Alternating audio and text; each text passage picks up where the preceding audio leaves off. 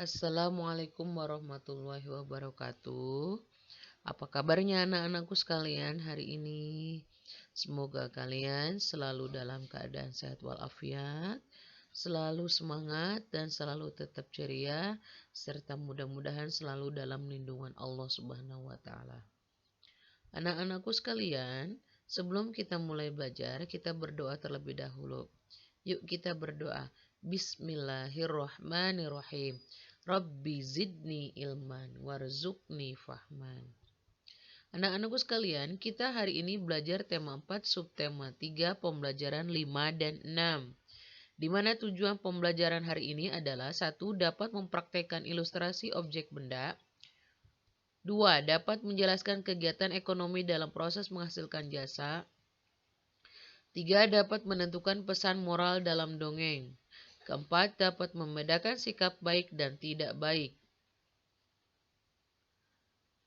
Berikutnya adalah kita mulai pembelajaran yang pertama tentang ilustrasi.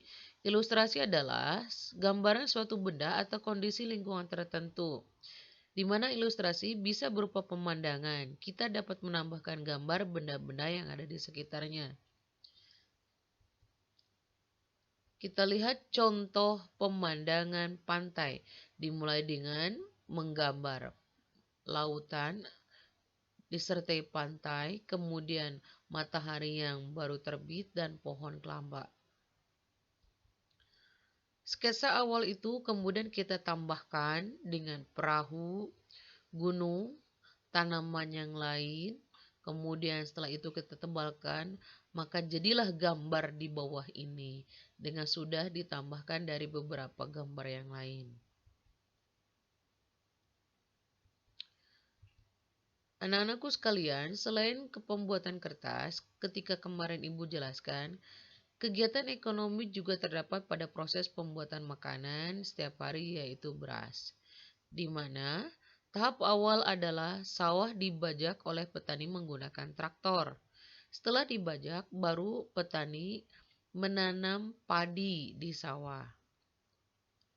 Selanjutnya, setelah sawah dibajak dan ditanami padi, baru padi dipanen oleh petani. Setelah itu, setelah petani panen, kemudian padi dijemur oleh petani.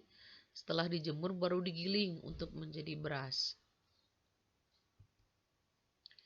Tahap selanjutnya adalah setelah digiling menjadi beras, beras kemudian dikirim ke berbagai wilayah, lalu dijual ke pasar. Setelah beras dikirim ke pedagang, baru konsumen membeli di warung-warung, kemudian beras tersebut dimasak dan siap menjadi nasi untuk dimakan. Pada tahap kegiatan ekonomi beras tersebut, ada beberapa kegiatan ekonomi diantaranya 1. Kegiatan produksi atau menghasilkan barang, yaitu dimulai dengan membajak sawah, menanam padi, memanen, dan menjemur padi. Yang kedua adalah kegiatan distribusi, menyalurkan barang. Di antaranya mengirim beras ke berbagai wilayah. Yang ketiga adalah konsumsi, memakai atau menghabiskan barang, yaitu beras dibeli oleh konsumen untuk dimasak. Nah, itu adalah kegiatan ekonomi proses pengolahan padi menjadi beras. Selanjutnya adalah menentukan pesan moral dalam dongeng. Kita dapat menyimpulkan pesan moral yang disampaikan dalam dongeng melalui membaca dengan cermat dan memahami dongeng. Komentar pada pesan moral dapat dinilai dengan cara melihat apakah komentar tersebut sudah sesuai yang terdapat dalam dongeng atau tidak. Contohnya pada pesan moral cerita serigala yang tamak adalah bahwa kita tidak boleh serakah dan mencuri barang orang lain. Contoh berikutnya adalah pada dongeng cerita Maling Kundang. Di sana bahwa kita tidak boleh durhaka kepada orang tua. Sebagai anak hendaknya selalu menghormati orang tua. Menghormati orang tua dapat membuat kita hidup bahagia. Itulah pesan moral dalam cerita Maling Kundang. Selanjutnya adalah Pengamalan nilai-nilai Pancasila dapat kita terapkan dalam kehidupan sehari-hari. Pengamalan bisa berupa sikap baik di antaranya, berdoa sebelum dan melakukan kegiatan, mengikuti kegiatan sosial di lingkungan sekolah dan rumah, mempelajari dan menghargai budaya bangsa Indonesia, menerima kritik dan saran dari orang lain, memberi bantuan dengan ikhlas kepada korban bencana.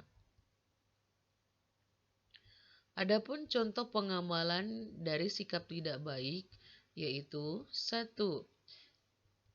Tidak berdoa sebelum dan melakukan kegiatan, tidak menolong orang yang sedang kesusahan, tidak menerima teman yang berbeda suku, ras, atau agama, memutuskan sesuatu sesuai dengan keinginan sendiri, membantu teman dengan mengharapkan imbalan.